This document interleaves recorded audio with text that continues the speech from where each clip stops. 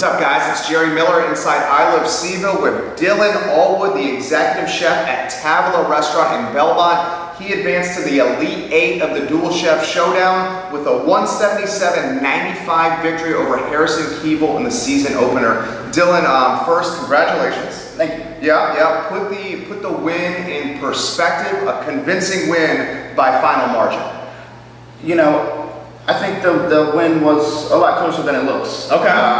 Until we got to dessert, I think it was fairly close. Yeah. As it should be. Harrison's very talented, and I knew it wasn't going to be an easy one. 111-93, guys, was the score going into the fourth course. 111 for Dylan, 93 for Harrison.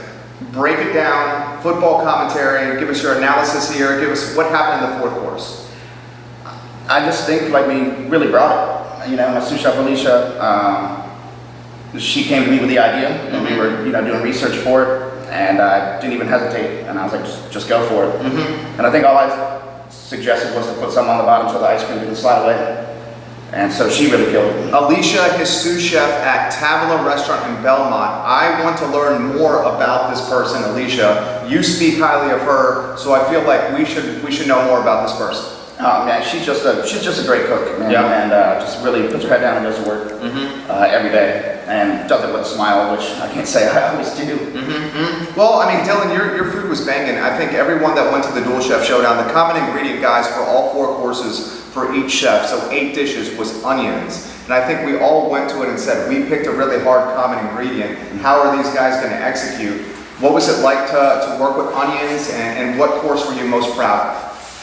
I gotta say, working with onions was tough, and I'm glad not to have to do it again. Yeah. No, it was good. It was a good ingredient because it really made us think about what we were doing. Okay. And like I said, we just really kind of wanted to make the onion the star, and we knew that if we did that, we would be all right. Okay. Favorite course for you and why? Man, I was really proud of the pasta, just because it was kind of weird, and I didn't think anybody was gonna like it. Yeah. But honestly, that dessert is really what took it home for us. Yeah, dessert won the Duel Chef Showdown for them without question. He advances to the Elite 8. The next Duel Chef Showdown is the Whiskey Jar against the local that's coming up in October. Details to follow. I want to get kind of personal here with Dylan here. Charlottesville food scene. You know it as well as I do here. You know it better than I do. What do you think the food scene in Charlottesville is missing? It's missing? I'm sure you've thought of this. Yeah, I just think change, kind of. Yeah. I think everybody, gets a menu that they're proud of and just kind of beats it to death.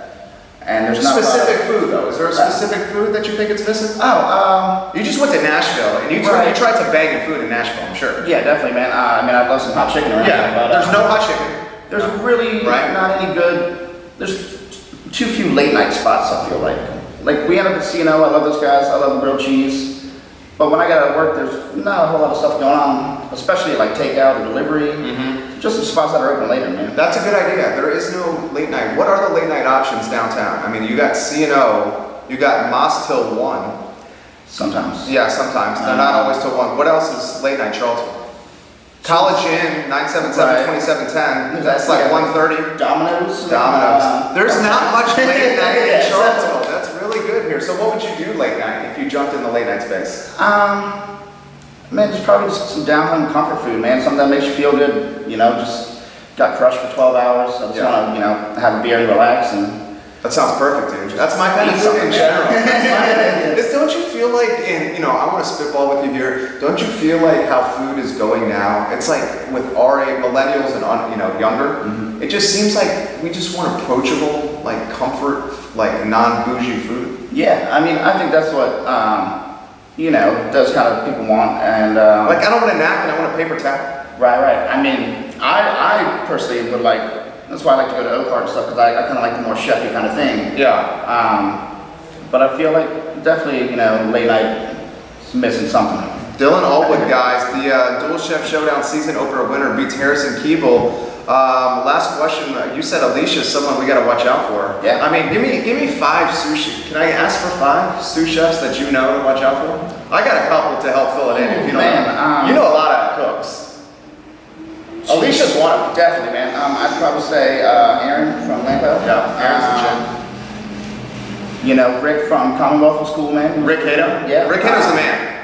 I don't really know much about him or his food, but he was cool. You can hang out with him. He is a cool dude. Yeah.